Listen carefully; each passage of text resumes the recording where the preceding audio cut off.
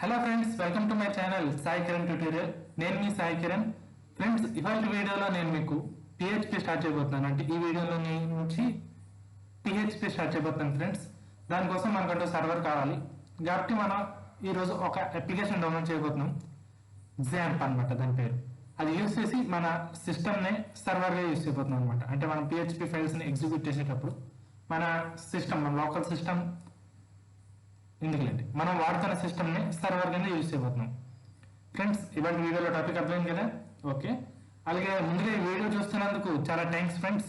ఈ వీడియో చివరి దాకా చూడండి, ఎక్కడ స్కిప్ చేయొద్దు. ఇంకా వీడియోలోకి వెళ్ళిపోదాం. ఫస్ట్ మీరు మీ యొక్క బ్రౌజర్ని ఓపెన్ చేయాలి. నేను గోడ్ ఆఫ్ వార్ ఫ్యాన్, అందుకనే మొత్తం ఆల్ పేపర్స్ అన్ని రాగ్నరాక్లు ఉంటాయి. ఇక్కడ మీరు XAMPP అని టైప్ చేయండి. XAMPP డౌన్లోడ్ ఆర్ XAMPP ఏదైనా పర్లేదు. XAMPP అప్లికేషన్ పేరు.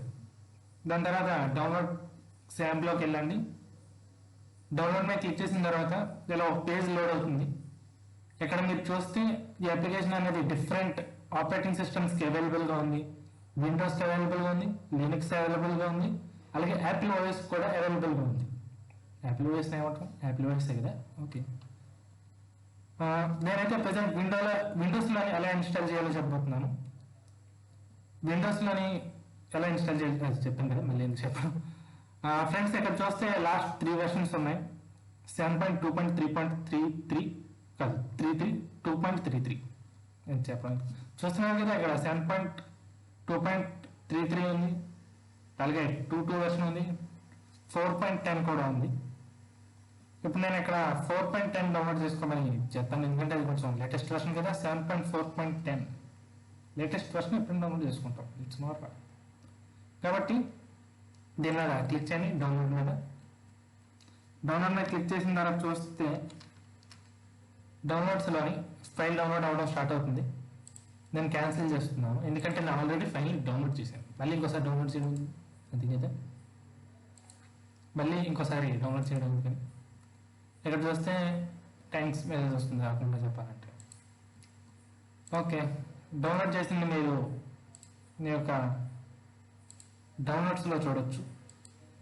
మీకు నా ఆల్రెడీ డౌన్లోడ్ చేసిన ఫైల్, దాని మీద డబుల్ క్లిక్ చేయండి. క్లిక్ చేసిన తర్వాత ఇలా ఎస్ అని క్లిక్ చేయండి, అంటే మెసేజ్ బాక్స్ వస్తుంది, దాని మీద ఎస్ ఆర్ నో చూపిస్తుంది, ఎస్ అని క్లిక్ చేయండి.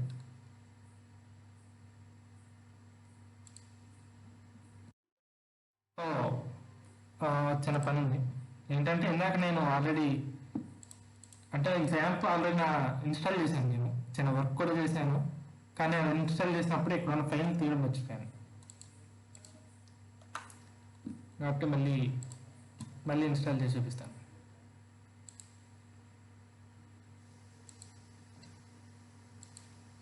నెక్స్ట్ చెప్పడం మర్చిపోయింది కదా. ఇక్కడ welcome to the XAMPP setup అని వస్తుంది. నెక్స్ట్ మీద క్లిక్ చేయండి. ఇక్కడ ఫైల్స్ ఏదైతే ఇన్స్టాల్ చేద్దాం అనుకుంటున్నాం అవన్నమాట, వీటిని ఏం ముట్టుకోవద్దు. అలాగే నెక్స్ట్ అని క్లిక్ చేయండి. ఎక్కడ XAMPP ఇన్స్టాల్ అవ్వాలో పాత్ అనేది ఇవ్వండి. పాత్ ఇచ్చిన తర్వాత నెక్స్ట్ మీద క్లిక్ చేయండి. మీ అంటే ఏ లాంగ్వేజ్లో కావాలో కూడా సెలెక్ట్ చేసుకోండి, కానీ అక్కడ 2 ఉన్నాయి అవైలబుల్గా, ఇంగ్లీష్ ఆర్ డచ్. ఇంగ్లీష్ ఇంకేముంది. నెక్స్ట్ మీద క్లిక్ చేయండి. మళ్ళీ అప్లికేషన్ ఇన్స్టాల్ చేసుకుంటున్నందుకు వారంగా లైక్ థ్యాంక్స్ మెసేజ్ లాంటిది అనుకోండి, కానీ థ్యాంక్స్ అయితే కాదు. సే hello to your favourite application XAMPP application గురించి చిన్న మళ్ళీ ఇంకొక పేజ్ అంతా ఓపెన్ అయింది ఇన్స్టాల్ చేసేటప్పుడు. ఇక్కడ చూసారు కదా, setup is now ready to begin install XAMPP on your computer. Setup అయిపోయింది, ఇంకా నెక్స్ట్ కొడదాం, ఇన్స్టాల్ అవుతుంది. ఫ్రెండ్స్, చూసారు కదా, ఇన్స్టాల్ అయిన తర్వాత ఇలాగా మళ్ళీ అదే డైలాగ్ బాక్స్లో ఇలా వస్తుంది. Do you want to start control panel now? అంటే కంట్రోల్ ప్యానల్ ఇప్పుడే స్టార్ట్ చేద్దాం అనుకుంటున్నారా లేకపోతే తర్వాత అనేది. నేను ఇది టిక్ తీసాను, వదిలేండి, ఇప్పుడే స్టార్ట్ చేద్దాం, ఫినిష్ చేద్దాం. చూసారు కదా, కంట్రోల్ ప్యానల్ స్టార్ట్ అయింది. ఇప్పుడు ప్రెసెంట్ దీంట్లోని Apache, MySQL, FileZilla, Mercury, Tomcat అనే డిఫరెంట్ ఉన్నాయి. దీంట్లో ఒక్కొక్క మాడ్యూల్ ఒక్కొక్క పర్పస్ కోసం యూజ్ చేస్తాం. ఈ మాడ్యూల్ సర్వర్స్ అనమాట. ఇప్పుడు పిహెచ్పికి మనం మేజర్గా యూజ్ చేసేది ఏంటంటే అపాచీ, MySQL. అపాచీ అనేది మన యొక్క పిహెచ్పి యొక్క బేసిక్ ప్రోగ్రామ్స్ ఎగ్జిక్యూట్ అవ్వడానికి యూజ్ చేస్తుంటాం. అలాగే MySQL కూడా యూజ్ చేస్తుంటాం. MySQLలోని డేటాబేస్ని క్రియేట్ చేయడానికి యూజ్ చేస్తాం అనమాట. ఇప్పుడు ఇది ఎలాగంటే లైక్ పిహెచ్పి కోడ్ని రన్ చేయకముందు ప్రతిసారి వీటిని స్టార్ట్ చేయాల్సి ఉంటుంది. అపాచీని, MySQLని స్టార్ట్ చేసిన తర్వాత ఇక్కడ పోర్ట్తో పాటు ఈ నెంబర్ చూపిస్తుంది. దీని గురించి కాదు, ఈ ఐడీస్ని ఒక్కొక్క సిస్టంలో ఒక్కొక్కలా ఉంటుంది, కానీ ఈ పోర్ట్ అలాగే ఈ యొక్క నెంబర్ MySQL పక్కన బ్యాక్గ్రౌండ్ నెంబర్ ఇది కొంచెం సిమిలర్గా ఉంటుంది మ్యాక్సిమం విండోస్లోని. చూసారు కదా, ఇలా స్టార్ట్ చేసిన తర్వాత మీ యొక్క లైక్ విజువల్ స్టూడియోస్లో అవ్వచ్చు, లేకపోతే నార్మల్ నోట్ ప్యాడ్లో అవ్వచ్చు, లేకపోతే నేను సబ్లమ్ టెక్స్ట్ యూజ్ చేస్తుంటాను ఎక్కువగా. దీంట్లో అయినా పిహెచ్పి కోడ్ని ఇలా రాస్తాం. పిహెచ్పి స్పేస్ అవ్వకూడదు, స్పేస్ వచ్చాను. పిహెచ్పి ఇక్కడ ఒక ఎక్కువ స్టేట్మెంట్ ఇస్తున్నాం, ముందు సేవ్ చేసేస్తాం. ఎందుకంటే సబ్లమ్ టెక్స్ట్లో ఇది ఒక అడ్వాంటేజ్. సేవ్ చేసుకున్నాం అనుకోండి సజెషన్స్ చూపిస్తుంది, బాగుంటుంది. ఫ్రెండ్స్, ఇప్పుడు మనం పిహెచ్పి ఫైల్స్ని ఎగ్జిక్యూట్ చేసేటప్పుడు ఆ ఫైల్స్ ఎక్కడ సేవ్ చేయాలంటే పర్టికులర్గా ఎక్కడైతే మనం అక్కడ XAMPPని ఎక్కడైతే ఇన్స్టాల్ చేసామో అక్కడ అనమాట. అంటే ఆ ఫైల్లోని సేవ్ చేయాల్సి ఉంటుంది. నేనైతే C డ్రైవ్లో సేవ్ చేశాను. అలా మీరు XAMPP ఎక్కడైతే సేవ్ చేశారో అక్కడికి చూస్తే అక్కడ XAMPP అనే ఫోల్డర్ క్రియేట్ అవుతుంది. దాంట్లోని ఇలా పెట్టడం బెస్ట్. ఈ అపాచీ ఇవే కాకుండా htdocs అనే ఫైల్ ఉంటుంది చూడండి ఫ్రెండ్స్. htdocs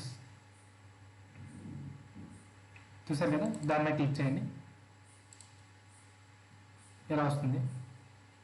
ఎక్కడైతే ప్రోగ్రామ్స్ అనే ఫైల్ క్రియేట్ అవ్వాలి, లేదా మీరు క్రియేట్ చేసుకోండి, పర్లేదు. అంటే నేను క్రియేట్ చేసుకుంటాను ప్రోగ్రామ్స్ అని, ఎందుకంటే మొత్తం ఇక్కడ డైరెక్ట్గా మనం ఎక్కడే ప్రోగ్రామ్స్ సేవ్ చేసుకోనుకోండి, మిగతా వాటితో కలిసిపోయి కొంచెం గ్లెమ్జీగా తయారు. అదే అక్కడ ప్రోగ్రామ్స్ అనే ఫైల్ క్రియేట్ చేసుకుని దాంట్లో సేవ్ చేసుకుంటే బాగుంటుంది కదా. టెస్టింగ్ డెమో అని సేవ్ చేద్దాం. demo.php అనే ఎక్స్టెన్షన్తో సేవ్ చేయాలి ఫ్రెండ్స్. PHP సేవ్ చేశాను కదా, ఇక్కడ చూస్తే చూడండి నాకు సజెషన్ చూపిస్తుంది. అందుకనే నేను కొంచెం ఎక్కువ సబ్లమ్ టెక్స్ట్ వాడుతూ ఉంటాను. ఎవరిష్టం వాళ్ళు ఏది వాడినా వెళ్ళలేదు. ఇదనమాట, అంటే బేసిక్ కోడ్. ఇది జస్ట్ సింగిల్ ప్రింట్ స్టేట్మెంట్.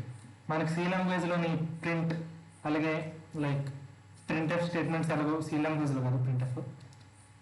అంటే ఎక్కువ అనేది ఇక్కడ ప్రింట్ స్టేట్మెంట్ అనమాట. ఒక టెక్స్ట్ని ప్రింట్ చేయడానికి యూజ్ చేసింది అవుట్పుట్లో. ఇప్పుడు దీన్ని సేవ్ చేయండి. సేవ్ చేసిన తర్వాత మీ యొక్క బ్రౌజర్ని ఓపెన్ చేయండి ఫ్రెండ్స్. బ్రౌజర్ని ఓపెన్ చేసిన తర్వాత ఇక్కడ సెర్చ్ ఉంటుంది కదా టాప్ అని, అక్కడ HTTP: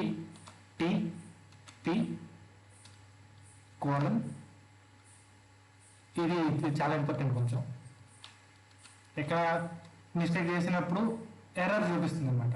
మళ్ళీ తర్వాత జుత్తు అంతా చెదికి తీసుకోవాల్సి వస్తుంది ఏంటో అని. అందుకని జాగ్రత్త చూడండి. లోకల్ హోస్ట్ / నేను ప్రోగ్రామ్స్లో ఇచ్చాను కదా, అంటే నా ఫైల్ ప్రోగ్రామ్స్లో ఉంది కాబట్టి ప్రోగ్రామ్స్. అలా కాకుండా అక్కడ మీరు వేరే ఫైల్ ఏమైనా క్రియేట్ చేసి ఆ ఫైల్లో పెట్టారనుకోండి, ఆ ఫైల్ పేరు ఇస్తారు. అసలు ఆ ఫైలే క్రియేట్ చేయలేదు అనుకోండి, డైరెక్ట్గా ఫైల్ పేరు ఇచ్చింది. నేను ఇచ్చిన ఫైల్ పేరు ఏంటి, demo.php. ఎంటర్ క్లిక్ చేశాను. చూసారు కదా, స్టేట్మెంట్ ప్రింట్ అయింది. అంటే ఇక్కడ ఏం చేస్తున్నాం అంటే ఈ లోకల్ హోస్ట్ అంటే ఇక్కడ మీరు టైప్ చేసినప్పుడు మీకు అర్థం ఉంటుంది. హెచ్టిటిపి చూసారు కదా, లోకల్ హోస్ట్ ప్రోగ్రామ్స్ ఫైల్ అంటే ఈ అప్లికేషన్ యూజ్ చేసి మన యొక్క సిస్టమ్ని సర్వర్ కింద యూజ్ చేసుకుంటున్నాం అనమాట. అందుకని ఇక్కడ లోకల్ హోస్ట్ అని ట్రై చేస్తాం. ఎందుకంటే మన ఒక హోస్ట్ ఏంటి, మన సిస్టమ్ అంటే ఎలా చెప్పాలి, ఇట్స్ అండ్ లోకల్ సర్వర్. అందుకని వీఆర్ యూజింగ్ లోకల్ హోస్ట్. ఇది చాలా అనుకుంటున్నాం. ఇక్కడ స్ట్రింగ్ మార్చి చూద్దాం.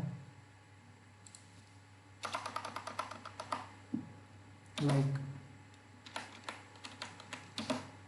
hello everyone,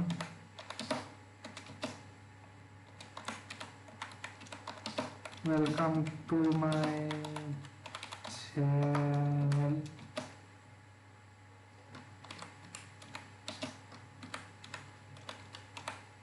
Current tutorials.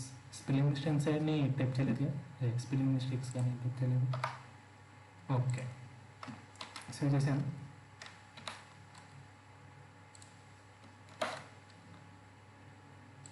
Refresh చేశాను. చూసారు కదా ఫ్రెండ్స్, ఇదే సింపుల్. ఇంకా నార్మల్ HTML యూస్ చేయొచ్చా, నాకు వచ్చిన డౌట్ ఉంది.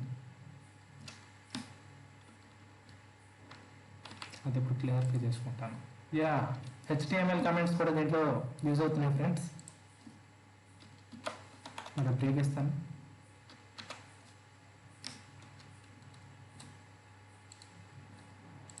ఇది అంటే PHP దాంట్లో HTML కమెంట్స్ కూడా యూజ్ చేయొచ్చు. ఎందుకంటే PHP అనేది HTML యొక్క ఎంబెడెడ్ కోడింగ్ అనమాట. దాంట్లో పార్ట్ లాంటిది, ఇట్స్ ఎంబెడెడ్. చూసారు కదా ఫ్రెండ్స్, ఇవాళ వీడియోలో నేను మీకు XAMPP సర్వర్ని ఎలా ఇన్స్టాల్ చేసుకోవాలి, XAMPP సర్వర్ని ఇన్స్టాల్ చేసిన తర్వాత PHP ఫైల్ని ఎలా సేవ్ చేయాలి, దాన్ని ఎలా ఎగ్జిక్యూట్ చేయాలో చూపించాను. ఈ వీడియో మీకు అర్థమైంది అనుకుంటున్నాను.